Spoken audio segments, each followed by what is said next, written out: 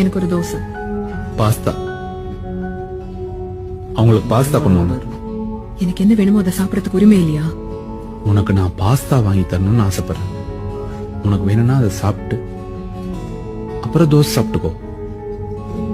கல்யாணம் புதுசுல உன்னை கூட்டிட்டு வந்தது.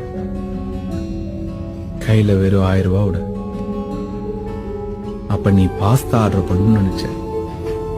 இருக்கிற 1000 ரூபாயில 350 ரூபாய்க்கு பாஸ்தா வாங்கிட்டா வீட்டு மளிகை ஜாமான் வாங்க முடியாதுன்னு மெனுல கம்மி ரேட்ல இருந்த ஒரு பிளெயின் தோசை ஆர்டர் பண்ண.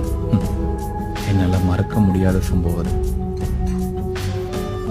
அன்னைக்கு என்னோட ஒரே குறிப்பு, இந்த மெனு கார்டில் ரேட்டு பார்த்து சாப்பாடு ஆர்டர் பண்ணாங்க.